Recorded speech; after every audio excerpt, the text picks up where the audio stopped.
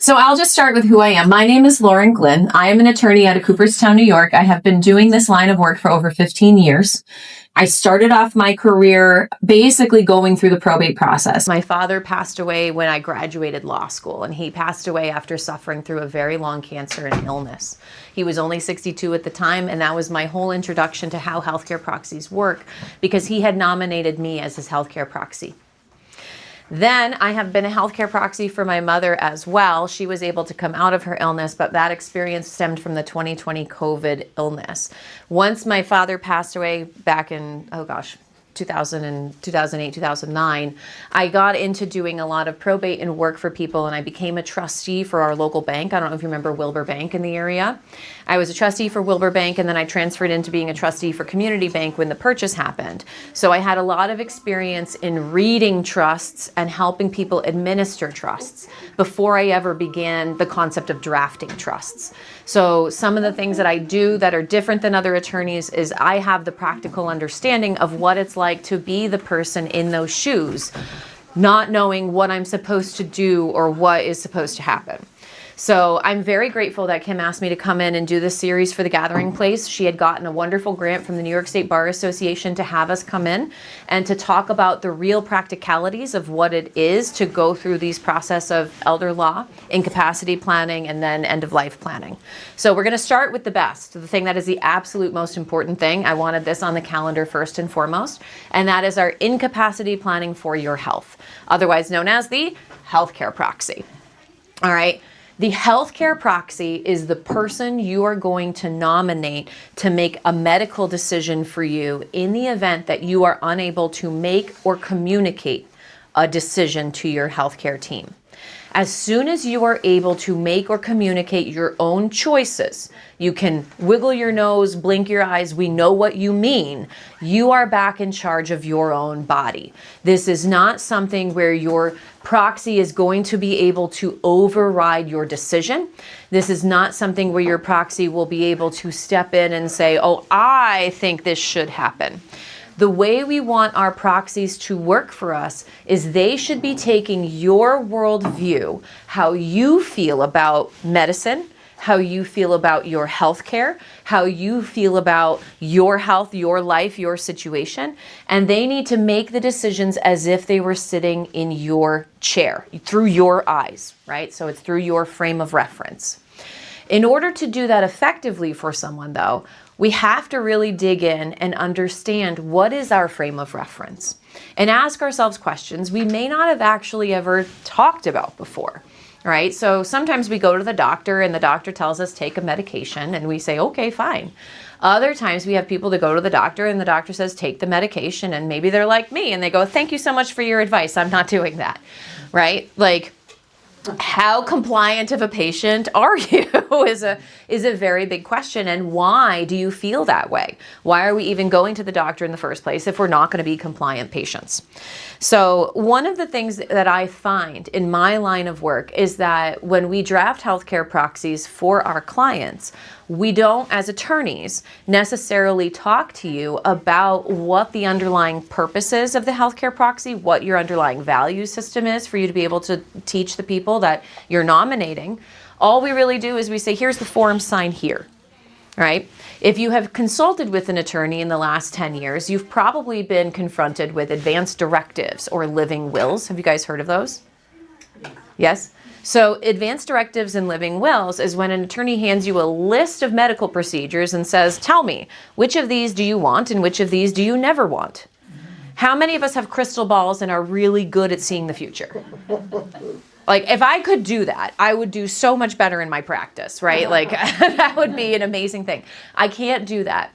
And one of the things that we found is that by giving people that list of choose, we're actually cutting ourselves off because we don't know Medicine is amazing. I don't know if you guys have looked at the field, how many leaps and bounds have been there in the last 20 years, the last 10 years, the last 5 years.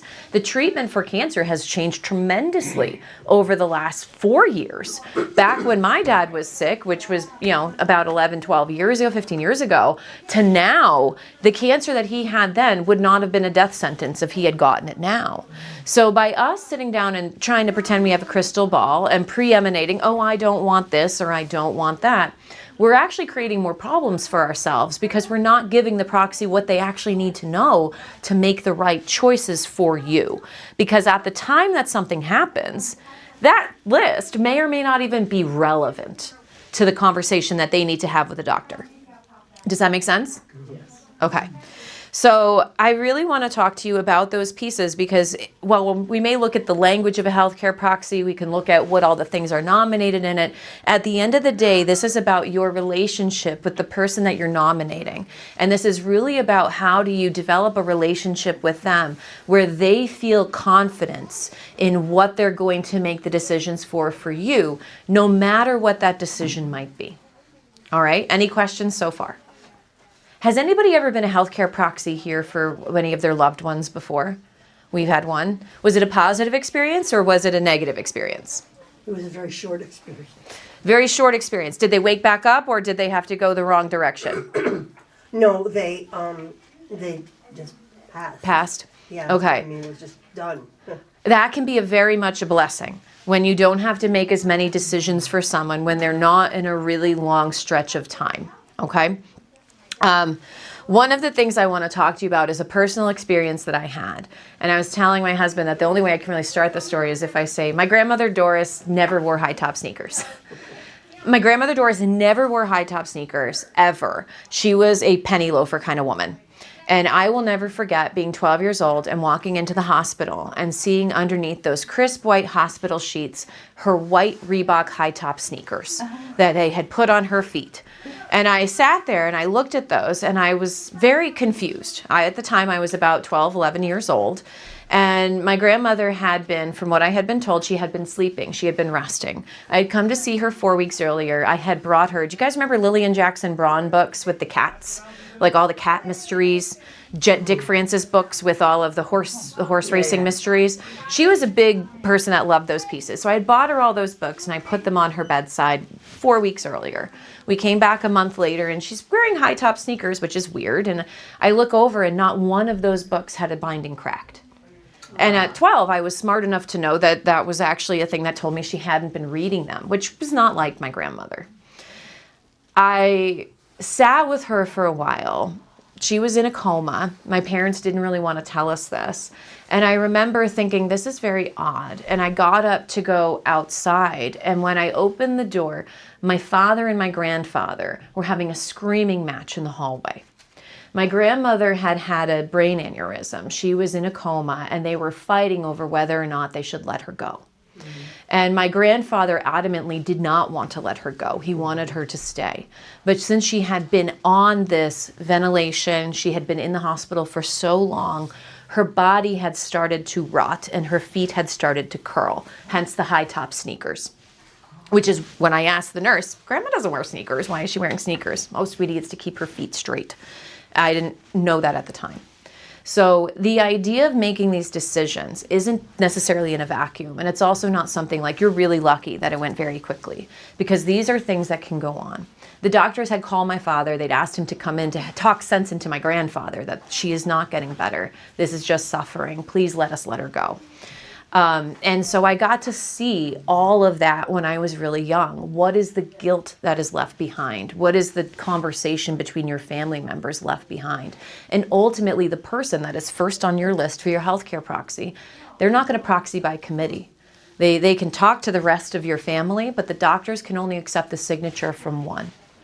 And so that conversation was very strong within my family, very, very young, because of that accident that my grandmother had had. So you want to make sure that when you're choosing the proxy, you're going to be choosing a person who can carry that emotional weight.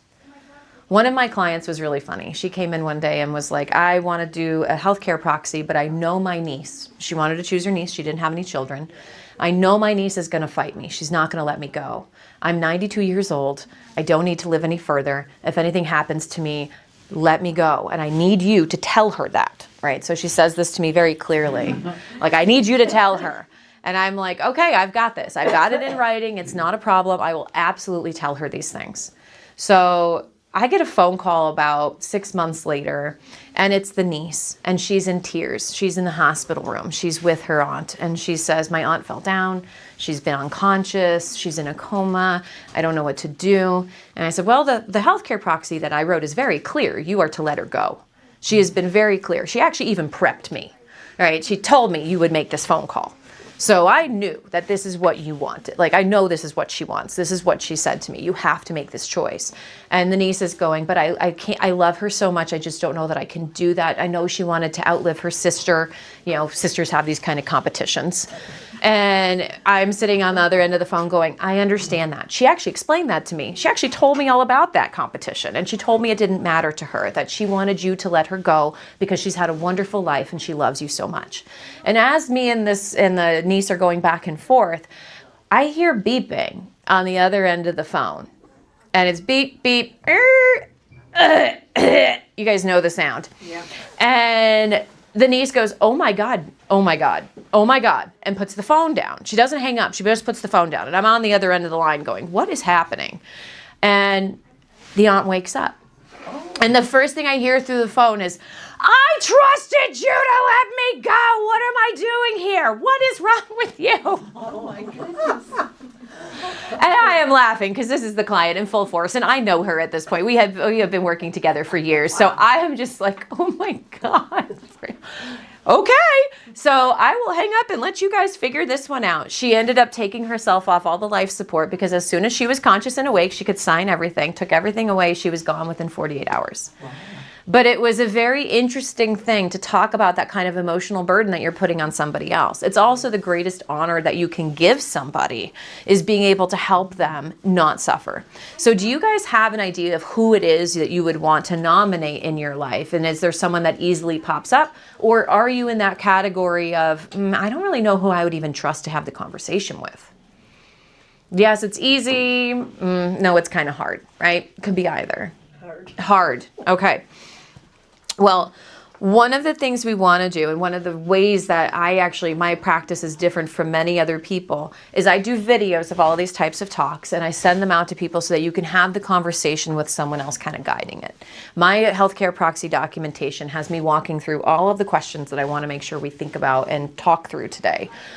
These are the things that you need to know, and these are the things your proxy is going to need to know. So in your workbook, the first thing I put on here is what is the actual essentials that you need this person to know for you. The first thing that they're going to need to know is, are you on your current medication? What is your current medication? And are you a compliant patient? Right? Or are you like me going, I'm never taking these pills. Thank you for prescribing them. They're in my chart, but that's never going to happen. You need someone that knows you well enough that you don't feel bad having that conversation with them. So if you're thinking about people, it should be someone that's fairly up to date with your healthcare situation and status. I know that as my mother's gotten older, she says to me, I feel like all I ever talk about is my health ailments. Anyone have those kinds of conversations? Yeah. Those are fine to have, though, because we need to know them. The people who love you and care about you need to know these things. The next thing they'll need to know is going to be if you have any allergies. This should be something that's in your chart, but your chart might be in Albany. Your chart might be in Cooperstown. Just so you understand, not all of the hospitals, even if they have the same chart system. So for example, I know the UHS uses Epic, Cooperstown Bassett uses Epic. They do not talk to each other. Yeah. They don't have, the systems don't just merge in one larger healthcare system. So just because you have the list of allergies in one place doesn't mean that, let's say you're off in Albany for the day, you're out going to celebrate your St. Patrick's Day party and we're off going to a lovely place and we get sick out there, you might be in a hospital that does not talk to any of the rest of the systems. So your proxy is the person that's going to bridge that gap and get your records from your primary and move them to the hospital that's currently taking care of you. So they need to know if you have any allergies. They also need to know who your primary is, where your records are, who the people are that are currently taking care of you. If you are seeing a specific cardiologist, if you are seeing a specific nephrologist, that you have those things down so that they know where to even go. The last piece is going to be if you have any pharmacy preferences. That one is just making sure you've got it covered.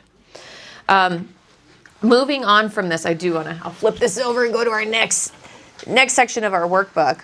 Philosophy of care. So we did talk a little bit about this, but I have clients that are on all ends of the spectrum. I have some clients that are like, absolutely love and believe in Western medicine. I have other clients that say, nope, I only want to be a holistic path. And I fully believe it. Did you know that there are things like death doulas? Yeah. Yeah. I did not know this. I got to meet one the other day. Like, they have death doulas. There's a whole different level of passing and healthcare that you can do.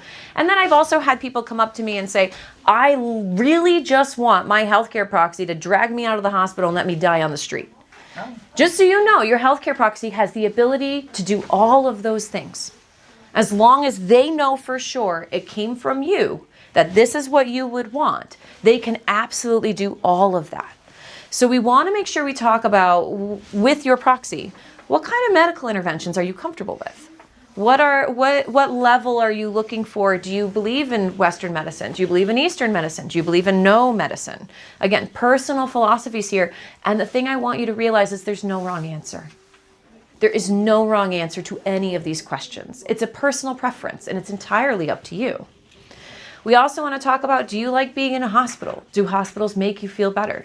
For some people, okay, a hospital gives me a level of comfort because I know when I go home, I don't have resources at home for that care, right? It's easy for us to say, oh, I hate hospitals, when you have a wife and a child at home that can actually care for you at your bedside. It's really hard to say, oh, I hate hospitals, when maybe you don't have anybody at home that would be able to bring you food. Maybe a hospital is a really good spot for you. So being able to think through those processes of what does your care require? What does it really look like? And then the one that no one talks about that's really big is pain. And I want to talk to you for a minute about having the conversation with your healthcare proxy about palliative sedation. One of the people I like to talk to, I have contacts with palliative care doctors up in Cooperstown, and healthcare proxies aren't clear. Many attorneys just write off these things and they don't actually make it clear of, do you want to have palliative sedation or not if you're in those stages? Some people are really into drugs, right? Some of us are super excited about opiates. I don't mind. Give them to me. I would rather have an opiate than feel any pain. I am all in for that. Like, not a problem. Some people have spent their whole lives defining themselves as not being the person that needs those types of medications. So I have a friend who is in her 80s, and she broke her femur and refused all opiates because she believes that if she takes an opiate, then that will shorten her lifespan. And that is her personal definition. I don't know if she's right or if she's wrong, and it doesn't matter, right? The actual context of whether you're right or wrong doesn't matter. So when you're talking to your kids and they're like, Mom, you don't understand. This is how this works. It doesn't matter if I'm right or if I'm wrong. It's what I want. All right? It's what you want that matters. So as long as you say what you want, that's good. But what kind of medication we use is a big question. The other one is, how would you feel? We don't talk a lot about cognitive decline. So if something happens, would you rather be comfortable and not in pain? But if I'm comfortable, am I loopy? You're not going to notice any of these changes that are happening to you when you're on this medication. Because quite frankly, you're living the experience. Your healthcare proxy is, though. And they're going to notice if you're slipping. They're going to notice if you don't remember who they are. They're going to notice if you don't remember the names of your pets or your kids. They're going to be the ones that notice if you're in La La Land and, looking at, what was it? My grandmother was claiming, my other grandmother who lived to 95 was claiming that Michael Jackson was sitting in a bathtub in her bedroom. Nice. Like, lady, if that's what you're seeing, I'm okay with it. Turns out it was a reflection in a mirror. Like, it was a very weird thing, but she was convinced that Michael Jackson was hanging out with her in her room. But it made her happy, right? Like, but she didn't think it was weird because she was on medication. She just thought that was her experience, right? Like, that's just what's happening right now. So if you want to have the conversations with these people about, is that okay with you? My grandmother wasn't very clear about it. It caused a huge ruckus for my mother and her sisters because they're going, oh my God, she's crazy. And I'm going, she's 92 and she's on opioids. Let her be happy. It's fine, right? This lady is going through these processes. It's okay. But if you don't want that, if that's not the life you want, and you would rather be in pain, but be with it, as long as your healthcare proxy knows, they can enforce those rules with the doctors. They can say to the doctors, no, that like she is definitely loopy, take this away. And the doctors have to listen to them. They don't have a different choice. Does that make sense? So understanding that the way that you interpret pain medication and the way you want your care to go is a conversation you should have with the proxies.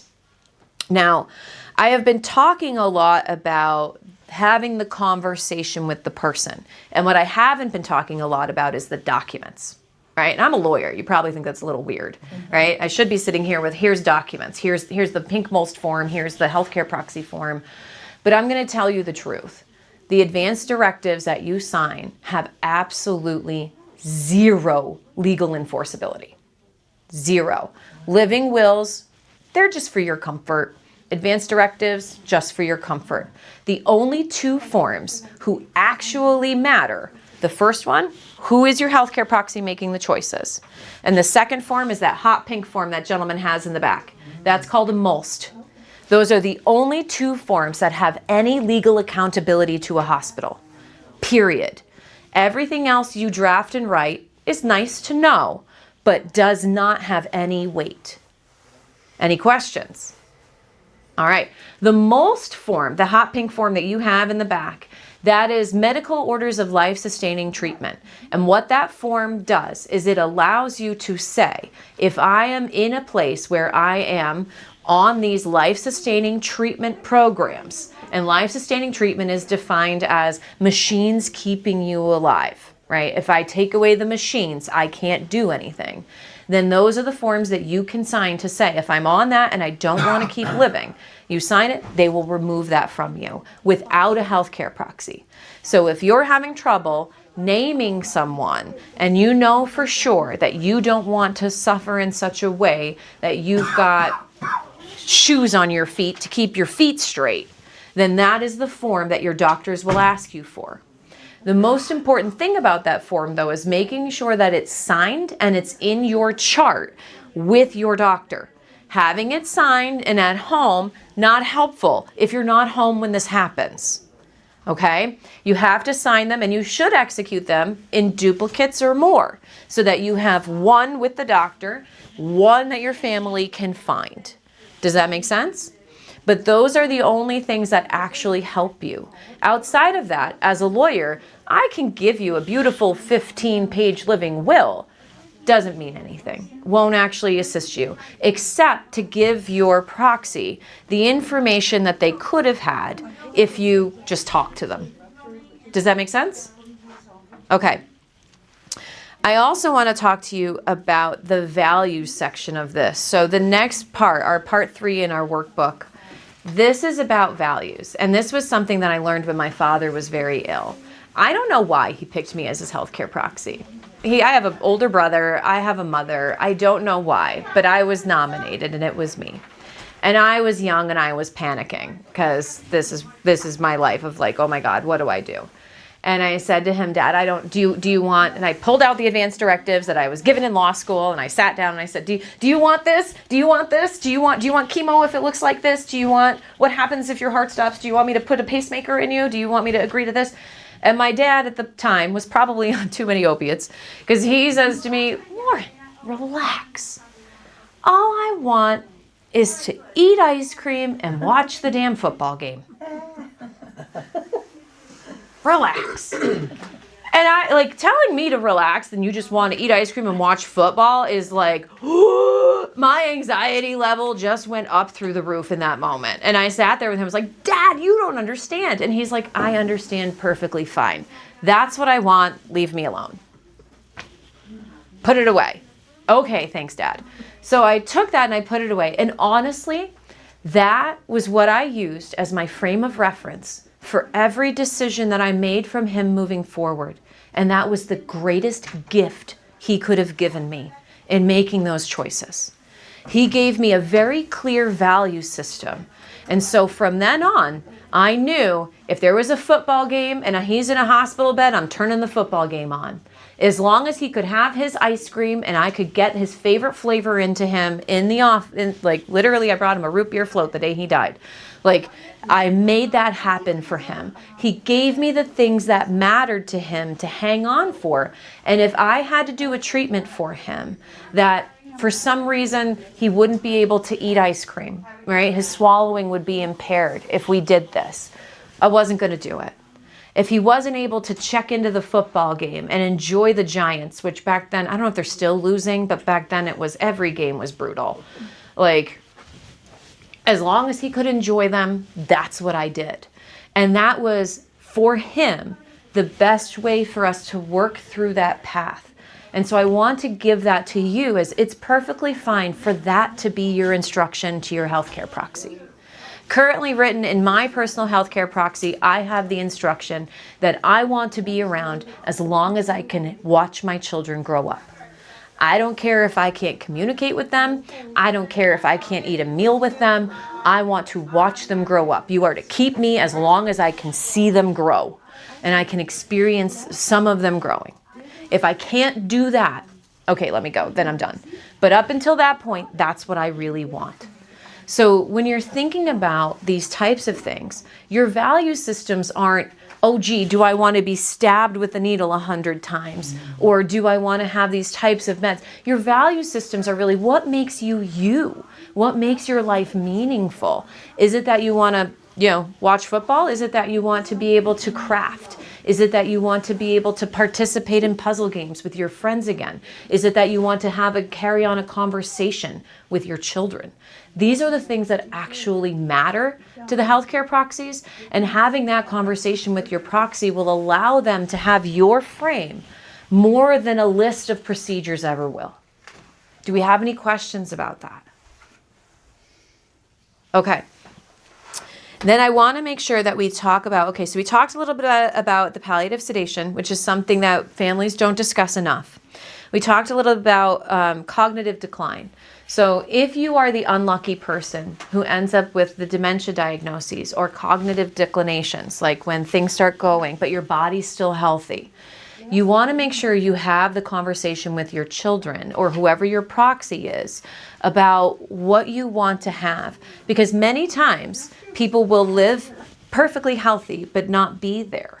Is that okay with you? Do you want, if I am in this state and my body starts to break down, your healthcare proxy needs to know, okay, maybe don't put me on the high blood pressure medication if I'm already in the throes of dementia. Maybe don't add any other medications because I will need a secondary thing for me to be able to exit the world, right?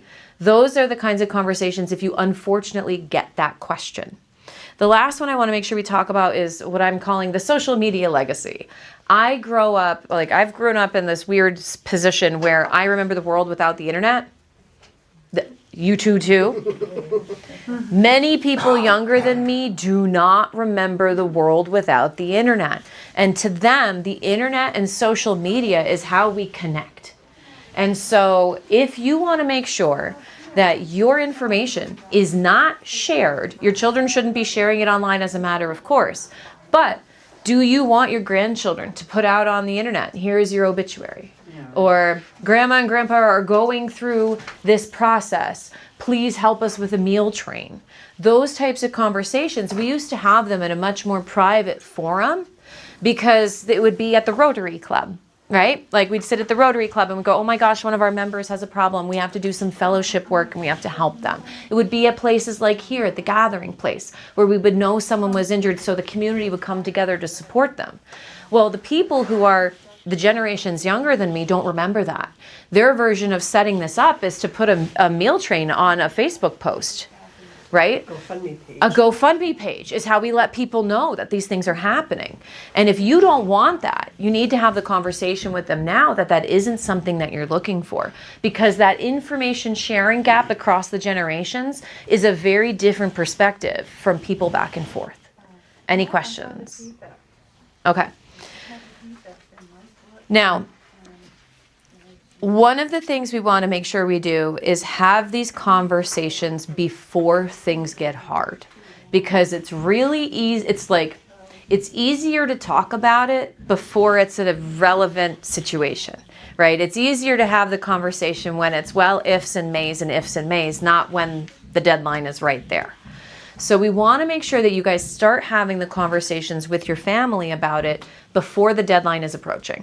And thankfully, we don't have any idea, because I don't have a crystal ball and neither do any of you. We don't know when deadlines are approaching. So having the conversation today, peppering it in through the chats that you have with your family. Now, I will say that it really depends on the family. I have had a lot of families where it's the parents, it's the adults, it's the people who might need the assistance that won't have the conversation. Because if I say the bad things, I invite them in. I have found the opposite, that if we say all the bad things, the bad juju disappears, because then it's no longer an evil mystery that we're all afraid of or worried about. But we want to make sure either way that you have these chats and kind of filter them in through your life with the kids. One of the easier ways is to start with them and say, hey, child, do you have this done for yourself? Because bad luck hits everybody evenly. I run a probate practice, so I do both the planning for the future and I do the, oh shit, the future happened. I do both sides of it. And the side that is the oh no side, I have different ages all across the board. Nobody has gee, you must be the age of X before these things happen. I have 30-year-olds files that are in my office. I have 90-year-old files in my office, and I have people all in between. So instead of leading it with, if your kids are uncomfortable, does anyone have the kids that are like, Mom, don't talk about that. You're just going to make everybody feel bad. Like, I don't want to talk about you dying. Like, you're just going to make me cry, right? If you have those kids, then flip it around. Say, well, what would you want me to do if something happened to you? Would you want me to help you with the kids? How would I be supportive to your wife? How could I effectuate and have that assistance? It's funny because that was what my mother did to me.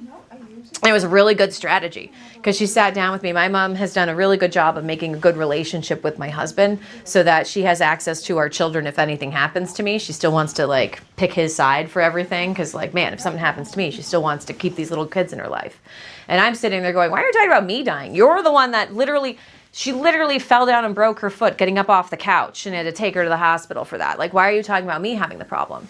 But by me getting to talk to her about, well, the thing that's most important to me is that I see the kids grow up. The thing that's most important to me is this. She can then relationally filter in, well, what was most important to me is that I get to do ABC. So it was a way to start the conversation that didn't feel like we're talking about mom dying, right? Like it was a much easier chat of the like, how would you like me to respond if the situation happens? So it's a good way for us to walk through that path. Let me flip over to our final spot, final wishes and legacy. This is the thing that a lot of people don't understand, and I want to make sure that we have these conversations early. This is the big questions, and I have seen more kids freak out over these questions than they should, because if they had had the chat with you, they'd know the answer. If you are on a palliative service and you are unconscious in the hospital, and they're going to have the conversation, the doctors ask 3 questions, and these are all coming. Don't think you're special. These are all coming. The first question is, are you an organ donor? If you are an organ donor, thank you so much. If they can use you, they will. If you are not an organ donor, great. They just need to know. The answer is no. The second question is going to be, are you going to donate? Are you willing to donate your bodies or any of your tissues to science? There are many places across the U.S. where you can get a free cremation if you have a really cool kind of cancer or something has happened that they're trying to study, where they can ship you out, study your tissues, take pieces for you, and then give you back to your family later. The answer could be yes. The answer could be no. We don't know unless you tell us what you want, okay? So that's question number 2 that's coming. The third question is, are you willing to do a teaching autopsy? And this was something I agreed to for my father. I knew very much that he did not wish to be an organ donor. And he was like, man, I used him up enough. They don't need any more work in this lifetime. He also had 2 forms of cancer. So that was not going to allow him to be a donor at the time because he had both cancers and they were in his blood and it wasn't going to be a good thing.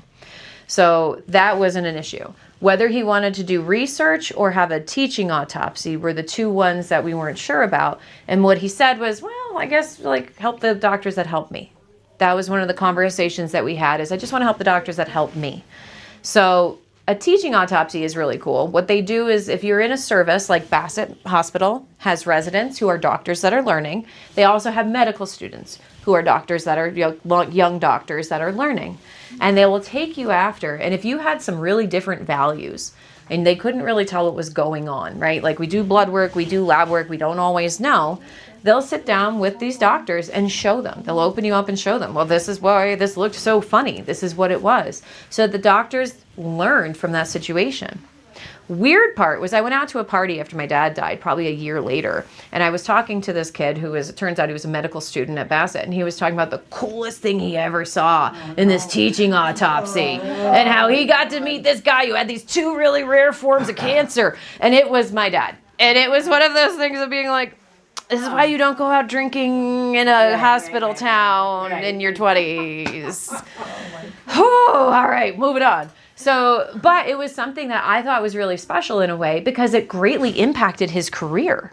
That made him so curious and interested about cardiac amyloidosis and multiple myeloma that he went to pursue more learning in that of what does that look like when your heart has those two cancers inside of it. So it's one of those things where it's kind of awkward, but also helpful. And I could see where my dad's passing greatly benefited his education, and he's been able to go out and do wonderful things. He's now a doctor out in Arizona, and he works in a heart specialty. I stayed friends with him. Very weird, but true. So those are things that they need to know. The other things is spiritual and religious rights. This is not something that people necessarily know. Most people are against talking about religion right now. I don't know how you guys feel with it, but in our family, no one says anything. We have spiritual people, but nobody actually discusses what that means. Some, younger generations don't go to church anymore. Older generations still go to church. I've had very, very Catholic clients, and I'm going to say Catholic because that's what they told me they were, who had very specific wishes about what they wanted for their palliative care. They very much believed in Mother Teresa's version of palliative care. I've also had clients who identified themselves as very Catholic who did not want that. They absolutely under no circumstances wanted the Mother Teresa version of care.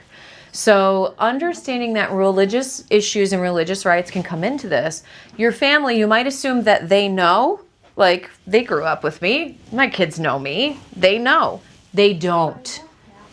Tell them. Write it down. Tell them. What is it that you want? What is it that you don't want? Because they're going to use their frame of reference that they learned from your experience, and that isn't yours, right? Their frame of reference and your frame of reference are not the same. There is a generational divide in that. They have a different perspective on it. So making sure that they know is a really big deal. The last one is going to be thinking about what we have down here is disposition of remains. Sounds really cold and clinical, but what do you want us to do with you? Your healthcare proxy is the last stop. That's the person who makes that choice. They're going to choose what funeral home you go to. They're going to choose whether you're cremated or whether you're buried. They make those decisions. If you don't have them in writing, if you don't have a prepaid funeral plan, they're going to basically be stuck at that moment in their biggest moment of grief when they may have just had to make one of the hardest choices they've ever had to make in their lives. What are we going to do about the bill? What are we going to do for the services? What am I going to do for telling everybody, oh my God, I have to call my brother. Like, oh my God, I have to call my aunts. Like, they have all of that pressure on them. If nothing else, get that planning done early so they don't have to worry about the next steps. Because they're sitting there with all of that grief and pain, and you're off. But they have to then arrange. Number one, they are going to be ripe for attorneys to take advantage of them, for funeral home directors to take advantage of them. I'm not saying that any of them do, but I am saying that I've seen a lot of funerals that maybe were not what the person wanted. Those types of things, if we have them planned in advance and they're paid for in advance, then there's no question. And even if you don't want to pay for it in advance, if you go visit a funeral home, you guys are here for St. Patty's Day. I usually say this is a great Valentine's Day date. Go to a funeral home and write down everything you want. They give you cards. What do you want? Do you want a eulogy? Do you want a speaker? Do you want a cremated? Do you want all these things? Those are really helpful. When my grandfather died, my mother is the oldest of 3 girls. My grandfather died, and my grandmother was still there, but my mom was in charge of all of these services for her.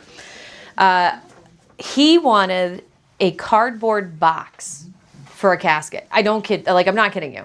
It was a cardboard box he picked out. And if you don't know, they make cardboard box caskets. They look beautiful. They look like real caskets, but they're cardboard boxes. You can open the lid. It feels like the really nice cardboard. This is how I know I'm getting old. Was when I'm a really good box by the corrugation level. You can get a really nice box. They make those now for caskets. They're incredibly cheap. They look very pretty. And so that was what he had written down. He thought it was the coolest thing ever. So he put that on his funeral card at the funeral home out in Boston. And I was sitting with my mom and my aunts and my grandmother, and it's the girl thing. And we get the card that's he picked this gray cardboard box. And my mom and I are like, that is so him. That is so him. He never wanted to spend any money, but he wanted to be buried. He was Catholic. He wanted to be buried in the cemetery with everybody else in the family. So put him in this nice little cardboard box. And my aunt, his youngest daughter, started screaming, I am not burying my father in a cardboard box. That is not happening. We are not broke. This is not going to happen. And she was so worked up. And my grandmother joined her. What would the family think? Oh, here we go. He couldn't afford a better thing than that. Right?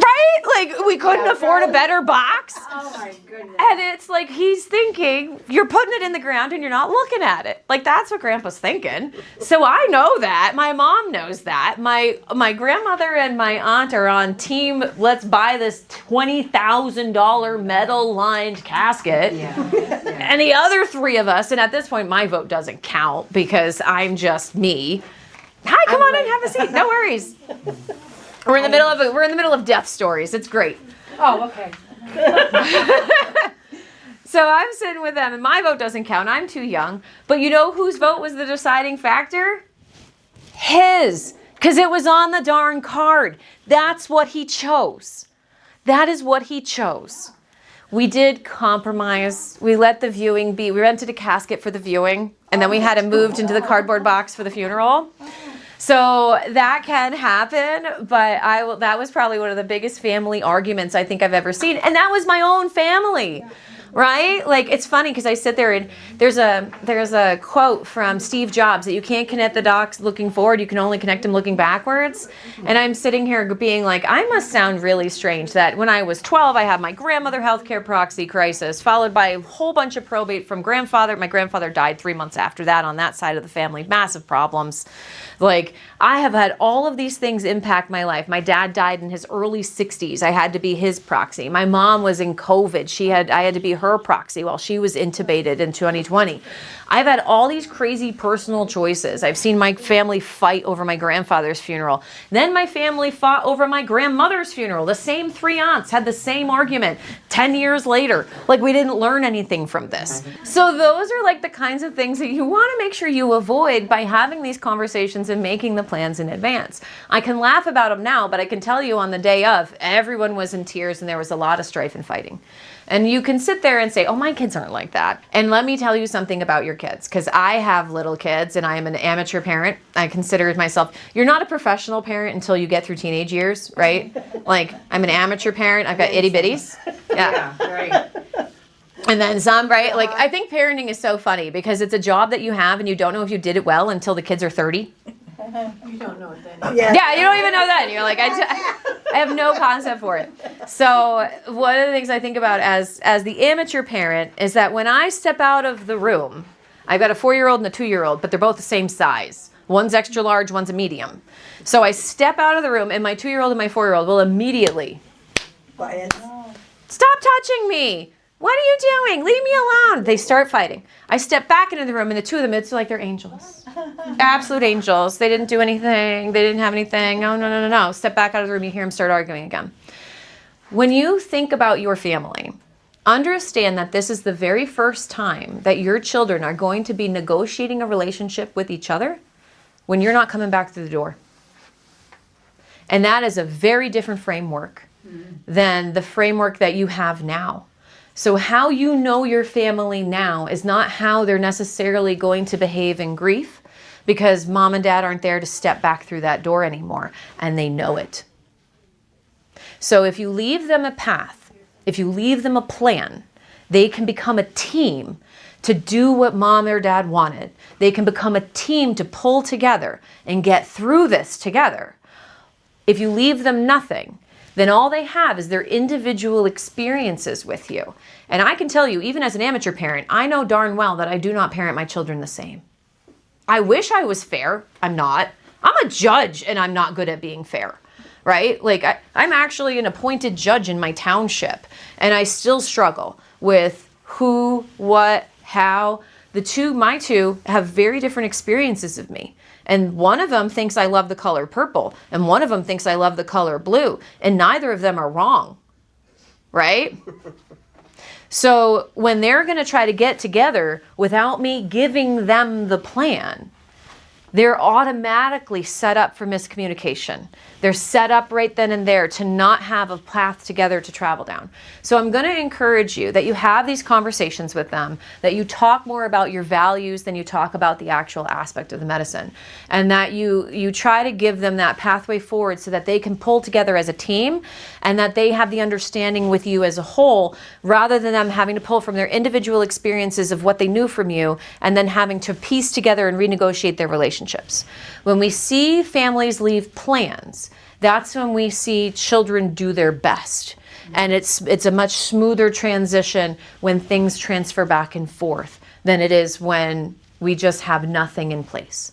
So talk about healthcare proxies, nominate a healthcare proxy, find someone that you're comfortable having these conversations with, and make sure that your children or whoever it is know and understand what the path forward will look like.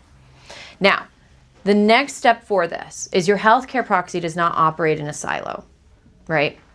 Your healthcare proxy is going to be working with your power of attorney.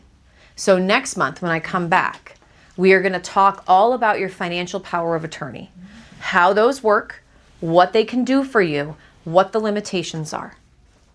Any questions? Yes. It says spiritual and religious rights. So is that like if you want your pastor or something to speak at your wake or funeral? Is that what that's? Yeah, there are several religions. This is actually kind of fascinating because in my area we have people of multi-religions. So you can have pastors and clergy come to the actual hospital for you. So there are people who believe in getting death rights.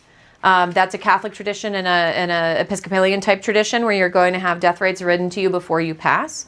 But there are also, I have some, not Muslim, but I have some Indian and Hindu clients where their death rights are that they better be cremated within 24 hours of passing. Because in their vision, the soul doesn't leave, the soul fights to get back into the body, and in order for them to move to the next life, you have to cremate immediately. So there are different things like that that affect your beliefs and your religions. And if that's what you want to have, you need your healthcare proxy to know, because if they know that you're there and we're at the hospital, they need to know this is very important to you, that we get the right clergymen there. Yeah, you're talking about last rites for a Catholic. Yeah, exactly. And there are some people that are like, nah, I don't care. I would rather just let me see the sun. Right? I just want to see the sun, or I just want to be outside. And I have had some healthcare proxies that have checked people out, again, AMA, knowing that they were going to pass, so they could drag them out to a field so that they could enjoy the sun on their face one last time. Like, if those are the things that are important to you, your proxy has the ability to do all of it, as long as they know that that's what you want. The MOLST is a legal document? Yes. The MOLST, the MOLST form, Medical Orders of Life-Sustaining Treatment, is a legal document, and that is the only thing, if you do not have a healthcare proxy available, that is the only thing that will allow doctors to uniformly take you off of life support. The proxy is a legal document? And the proxy is the legal document where they can make other decisions for you to help you through those processes. If you have both, which one takes? The proxy overrides the MOLST. Oh, So the proxy can override the MOLST. And the reason for that, and we'll go through it. So the MOLST is about removing life-sustaining treatment. Life-sustaining treatment is everything but food and nutrition. Food and nutrition is considered a life right in New York State. Even if you have everything taken away from you, all the cardiac support, you're not intubated anymore, you're still going to be fed and watered like a plant in the corner. No. You are. They can't take it away from you because a doctor cannot go through a hospital and say, you look too sick to eat today. We're not going to feed you. They can't do that. They have to feed and water you. The MOLST allows that to be removed if you check the box. it's, So does the proxy if you check the box on the MOLST. But what the proxy will do is say, no, this will allow us to do these things, but it's not time yet, right? How long do you want to be in that state? So I'll give you the story for my mother. This was my mom in 2020 with COVID. She got COVID and had to be intubated. We were down in the Carolinas. She lived down in the Carolinas, and she was remarried at that time to a man that I didn't like. All right, and this guy was a doctor. I'm not a doctor. I'm just an attorney. Oh, I'm sorry. Did I answer your questions? I have to go, I got another appointment. Oh, I'm so sorry. Yeah. Oh, I apologize. I hope I answered your question for you. Oh.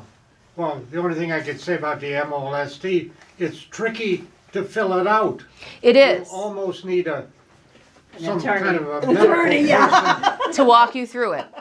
yes, to walk you through it, because you can check off all the things, and then you look at it, well, this isn't where I want to go. Yeah. But, I mean, it sounds logical, but Yep. it's hard. The hardest thing out there is to advocate for yourself. Correct. It- And that's why, to me, I like proxies more than I like the MOLST, because you need someone to advocate for you, because in the situation that we're using it, you're not conscious. Well, if you want a negative input on the MOLST, it's a railroad from your state board of health. Yeah. For some people, it's important to have it because they don't have the person that can make that decision. But if you have the person is always preferable to the paper, And it's signed and it's on my refrigerator where it should where be. it's supposed to be. Perfect. Good work. Well, thank you, sir, for coming. Yeah, I appreciate I'll it. be back next time, so. Wonderful. We'll see you next time for Financial Powers of Thank you Attorney. so much, it was very nice. Good. All right, so I'll tell you this random story about my mom in the 2020s. So she ended up intubated, and her second husband is a doctor, and I'm just an attorney, and we don't see eye to eye. I did not like him. He did not seem like a good dude. He does not like me. I did not seem like a good kid, right? So you guys can get that standing of like second marriages back and forth. Right before my mom was intubated, she changed her healthcare proxy from him, the doctor, to me, the lawyer. This made him very upset. And so I come flying down because I get a phone call from the hospital that I am now this healthcare proxy for her. And I'm like, okay, I will be damned if my mom dies and I'm not with her, right? Like, I'm coming down. I don't care what's happening. I'm going to be there. And my mom was on a ventilator for 6 weeks. Wow. And I called her every day. I wasn't allowed inside the hospital because it was COVID and she was in the ICU. I called her every single day. I had them put the phone next to her head. I talked to her twice a day for 40 minutes, and I just told her about all the wonderful things she's going to experience when she comes back. Hey, Mom, just so you know, Steve's pregnant. He's going to have a baby. I'm pregnant. I'm going to have a baby. You haven't met your grandbabies yet. You're going to come back and you're going to be so excited for this. In the meantime, her husband is going, you can't leave her on that. She signed a MOLST. She needs to go. You need to cut her off. You need to turn her off. This is what wouldn't want this. She doesn't want to suffer like this. And I'm going, she's got a lot to live for that she wasn't aware of. I'm going to keep trying. The doctors are telling me she's improving. I'm going to keep trying. So having the two differences of opinions, because she changed her mind right before she went out, my mom is still here today. Wow. She woke up in 6 weeks, and she woke up looking at the nurse and said, I'm having grandbabies. Oh, wow. That should hurt you. Wow. Yeah. And the nurse was very much inside all of my mom's records. They had to put down every conversation that they had and heard with her and with everybody else involved. And so my mom was really upset. She got really divorced after she read through what he was saying. So Why did they have to record all the because this medical staff has to record all communications they have with family members and healthcare proxies. It has to be in a record inside the system. They need to sit down and say that this is what happened. So all of that, when my mom got her medical records, which because she was on a ventilator for 6 weeks, her medical records were like 2,000 pages. And when she was getting better, she was bored, so she read them. Oh my goodness. She got to page 5 and was like, Lauren, I'm going to come live with you. And I was like, good, we're moving on, right? So Her those, husband told her to pull the plug. Yeah. Yeah. Right. Did she have money? Right? Hello.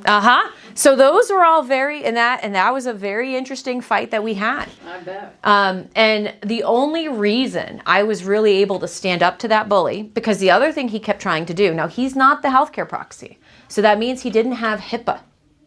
He kept trying to talk to the doctors without me. And so I was like 31 or something at the time. I'm pretty young, but I'm an attorney and I have made a living having difficult conversations, right? I've made a living fighting human beings. I went to school for it. So I'm talking to these doctors who are like, well, we spoke to her husband. And I'm like, I do not give a shit that he is a doctor in your system, which he was a doctor in their medical system. So he knew all these people socially. If you talk to him, you are violating her HIPAA rights and I will have your license. Good. We are done here. If I hear that out of your mouth one more time, if that is inside that record that you did that, I swear to God, I will have your license and you will not be practicing anywhere. And my brother, who is not an attorney and generally a very more laid back person, is standing next to me and his eyes are just getting bigger. I was like, don't fight with doctors. I'm like, I will fight with anybody. This is what I go to school for. Like, why else would I go to school if not to actually stand up for my family? But I want you to think about that in context with your kids. Do you have a meeker child? You know, do you have a child that has been trained? Like my brother lives in the corporate world. You do what your boss tells you. You do what the people with a degree tells you. He's not in my world where it's a freaking rodeo and we do what we want, right? I live in this world of lawyers in a local level where we all are here together and we argue. So having the person in charge that's willing to stand up for you, that's willing to say, this is what they wanted. I know for a fact this is what she wanted. And I knew for a fact that my mom did not want to be on life-sustaining treatment forever, but my mom sure as hell wanted to meet her grandchildren. And she got to. She's met all 3 of them. So it's one of those things that you need to make sure that you pick the person that's the right person for the job, and that person will override every document. Because I didn't think it was time. I had every right to say you could pull it. He had every right to try to fight for that. But it wasn't time. And I knew that. I knew what her values were. I knew who she was. I knew what she wanted. And I knew it wasn't that. And as long as I could keep talking to her and they could tell me there was hope, I was going to keep her moving because it was more important that she get to meet my kids. And it's actually, they're adorable. My kids love her. They hang out all the time now. She lives down the street from me, which is like at that moment, she had lived 6 states away. I hadn't seen her in forever. We very rarely got to see each other. And that made our family very, like, we're small but united. So I encourage you to think about those pieces and why these conversations are important, because you never know. Yes. I wondered, this is a side note, how were they able to document all those conversations? Yeah, and how long has that been going on? So from what I've known from the record, because they put me on a cell phone. So in COVID, my mom was on an ICU ventilator, and the only thing I would hear, they had an iPad for every room. Okay. So when I would call in, they'd connect me to the iPad, they'd place the iPad next to her, and then the nurse was just in the room. So the nurse heard everything about our family life too. Did she actually write it? I think it was all documented out, through or- that way. Or is it an audio that was recorded? That's what I was wondering. I can't tell you that. Okay. All I know is that it was in her records as actual notes from the nursing staff. How many times I called, all of the things I said are in those notes, because it was not a private conversation. And I knew that. The nurses didn't lie to me. They were very clear that they needed to be in the room with me while they had an iPad next to her face. Okay. And then they would tell me, because as I would talk about the girls, oh, I'm having a baby, Steven's having a baby, I can't wait, I'm 6 months, he's 3 months, da-da-da. Then the nurse would say, she's moving her eyes. She's moving her eyes, keep talking, right? So the nurse generally helped me with that conversation. And I have a lot of belief that just because you're on a ventilator, just because you're unconscious, doesn't mean you're not there. My mom has no recollection of that. That's a good thing. Like no actual recollection, but the person sitting on the other side, what they ended up talking to me about, because the nurses were super nice. They get to know you after 6 weeks of calling them every single shift. They were really sweet because there was a lady in the bed next to my mom who was in her 40s who died. COVID was crazy. Like my mom, who was 70, lived, the 40-year-old died. Why? Well, I called my mom every day. I talked to her about everything she needed to know. I talked to her about the family every day. I did that. That 40-year-old, no one came for her. No one came for her. No one called her. No one came for her. So does that matter? I don't know. Is it spiritual? Maybe. Is it just experiences that we all have? Definitely. So those are the things to think about of who do you want and what do you want. I know what my mom wanted. I know she wanted to be reminded.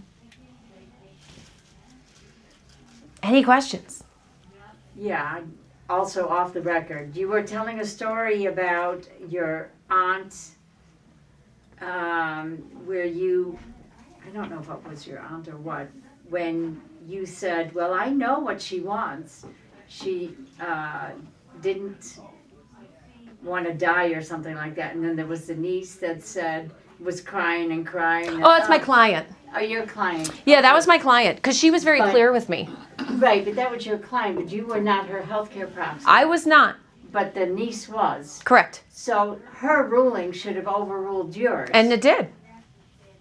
She called me for the courage. She wanted to know for sure. Oh, okay. She I wanted guess to I know didn't for get sure. that part. Did Okay. did my aunt really want this? Okay. I'm so frightened. The doctors are telling me that this is the time, and I don't want to Okay. do this. And I'll tell you that when I have a relationship with families, when I work with families, it's not for me. Estate planning and working through these processes, you don't come to my office one time and then never hear from you again. Yeah, right. I have people come in yearly.